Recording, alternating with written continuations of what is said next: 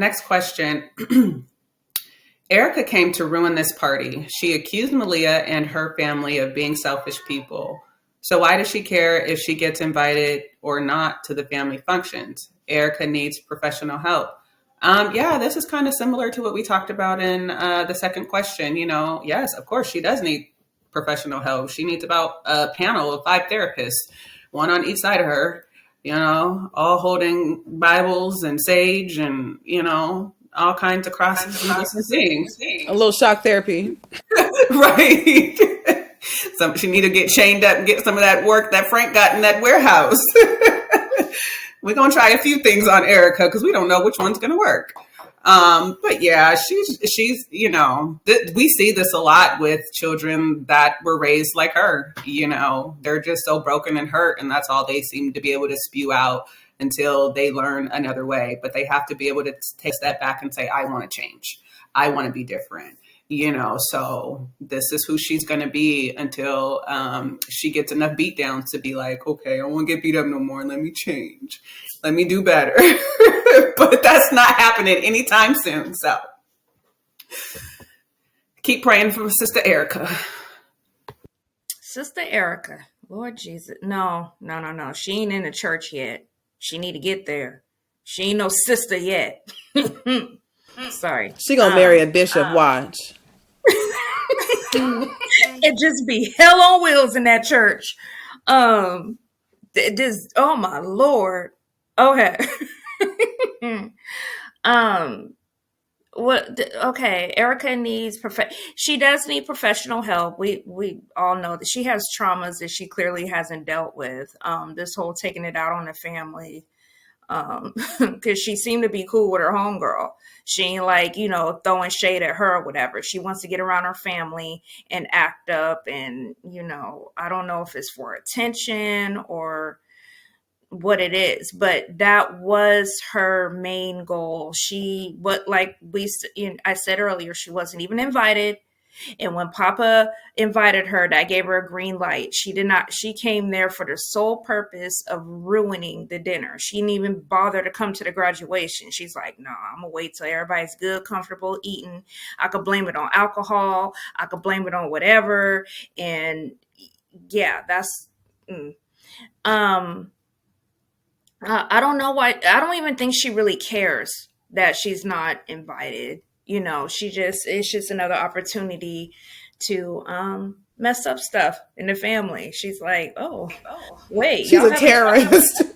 A complete terrorist. A complete terrorist. That's her point.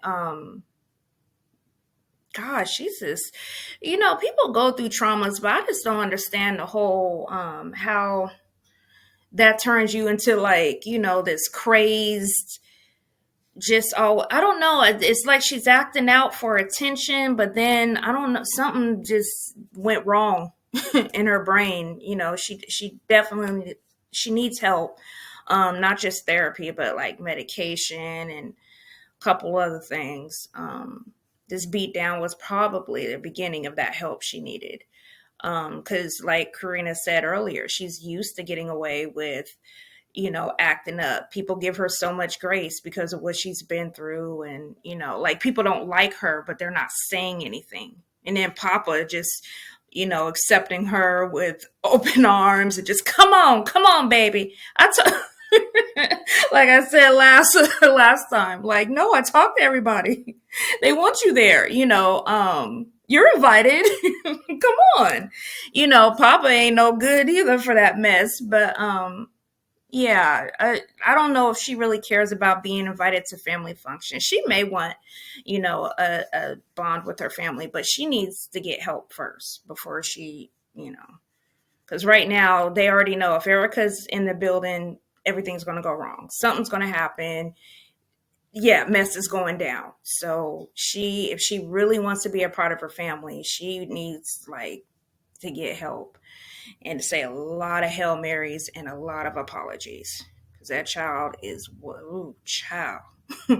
She's work. She is work. And she will marry a bishop. And put all the young women in that church, she gonna put them through hell. No, because you ain't knowing she was the biggest, you know what? Them be the ones, don't they? The loudest ones in the church. Them be the ones.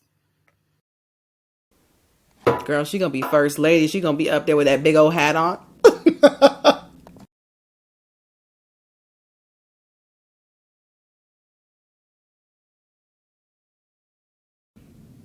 Were you gonna say something, Kyrie? No, I was just going to say she's the definition of hell on wheels.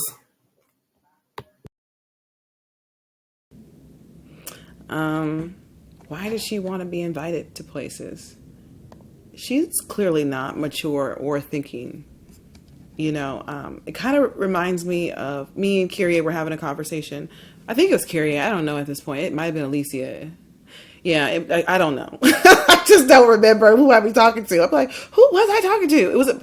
Was it you, Alicia? We were talking about the foster kids, or was it me or Kyrie talking about? Okay, see, I don't even remember. I don't remember.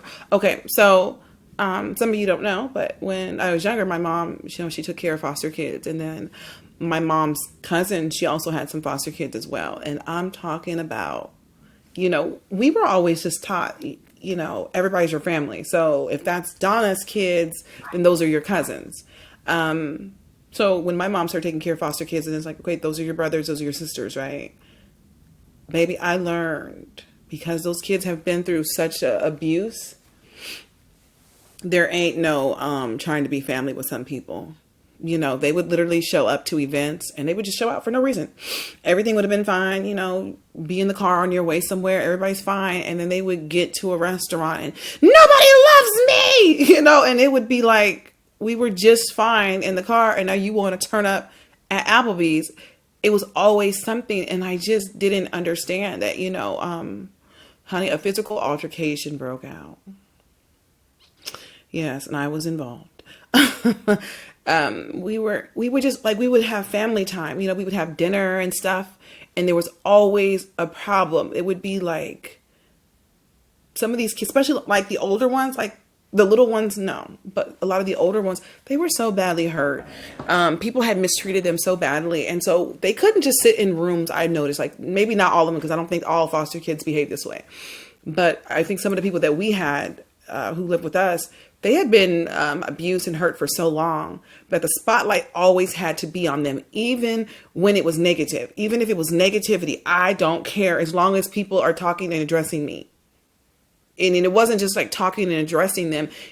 It had to be a spotlight on them constantly. Everything has to be about what you're doing, saying, if you move, everybody needs to be looking. You can't just be like, oh, hey, James, whatever, Jamal, whoever, hand me the salt. It wasn't good enough. It was just Jamal, James, somebody, right?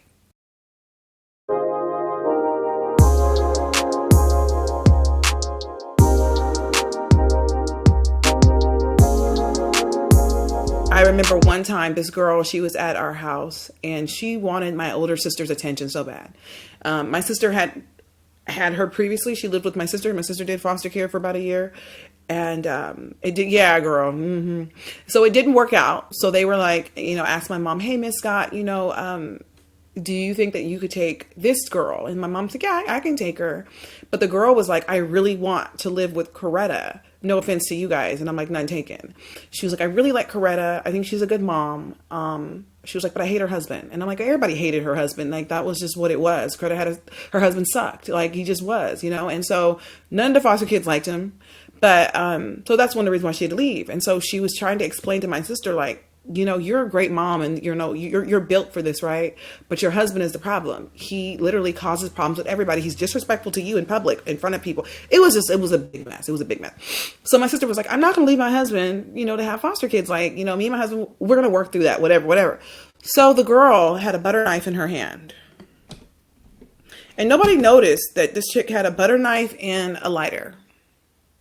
And she was just heating the tip up. And I said to my mom, I'm like, hey, she has a butter knife. And my mom's like, oh, I'm just not going to deal with her. She's always causing problems. So my mother just ignored it. So because my sister was kind of like trying to like cook, and this girl was still talking to her, and my sister didn't say what she wanted. So she heated that butter knife up until it was nearly red hot. And she put it on my sister's arm.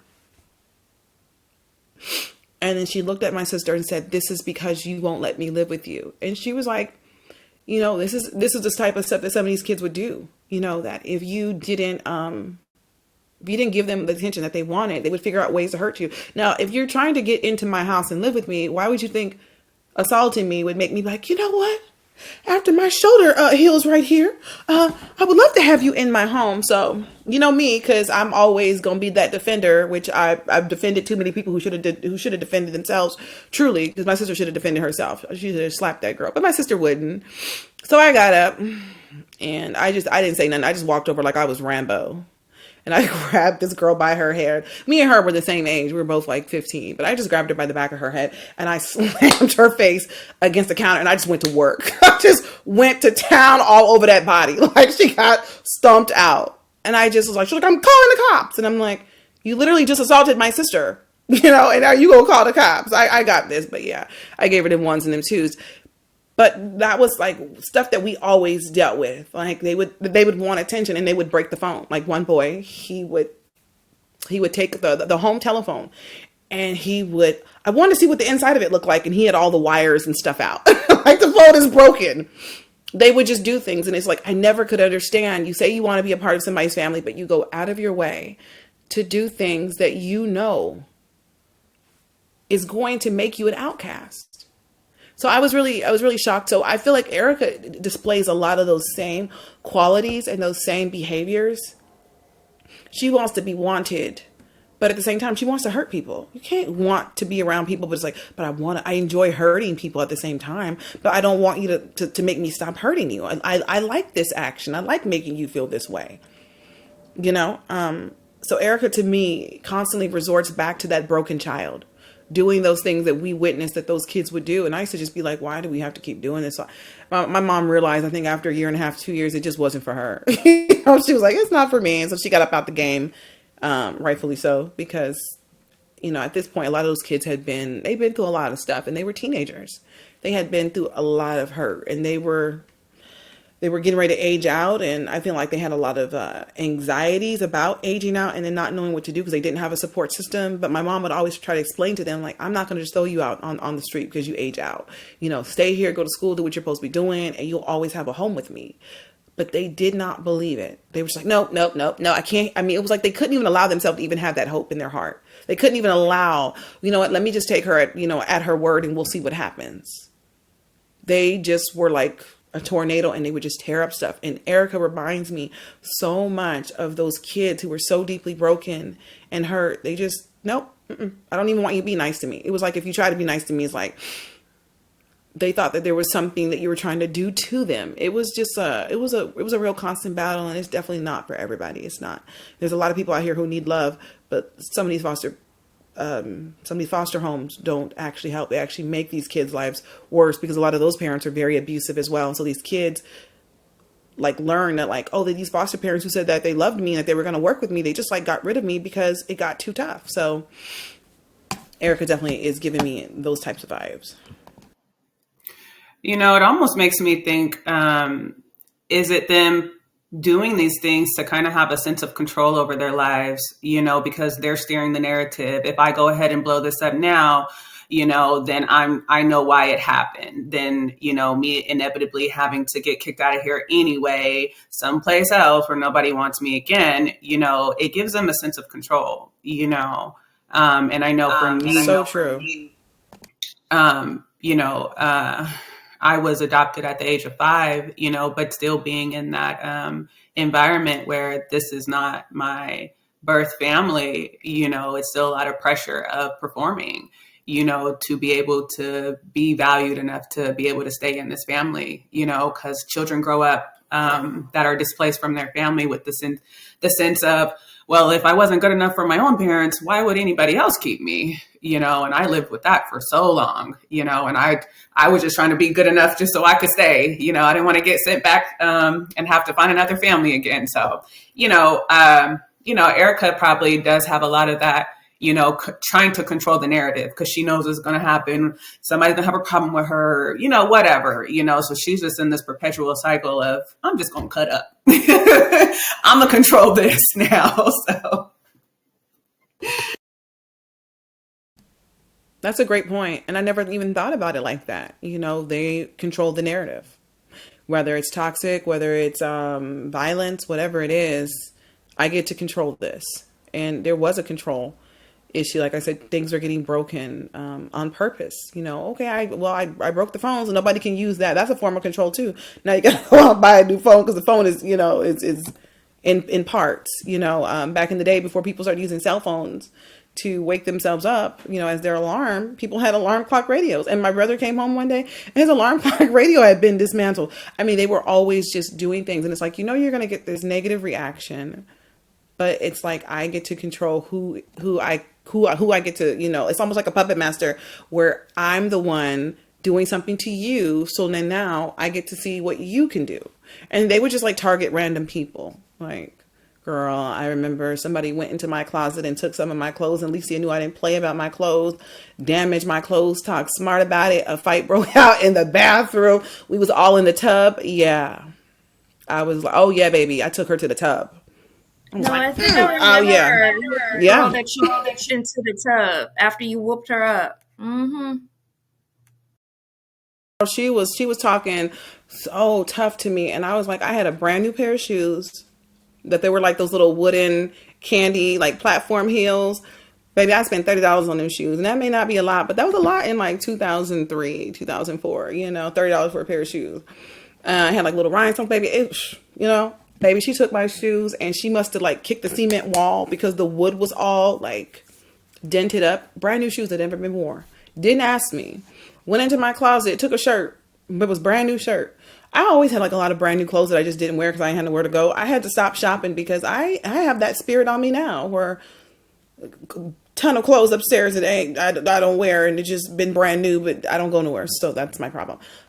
She got a run and a hole in my brand new shirt. So it was like, she was like, I'm going to borrow Karina's stuff and then I'm going to tear it up. I'm going to bring it back to her in this damaged state. Like if she would have been smart, she would have been like, I'm going to just bring it back undetected. And then maybe she won't know that I've been borrowing her stuff. That would have been smarter, or just at least ask.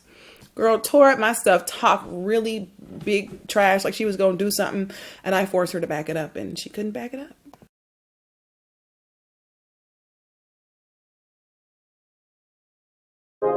I'm over here rapping. I was like, back it up like a U-Haul truck. Just, don't mind me. Don't mind me.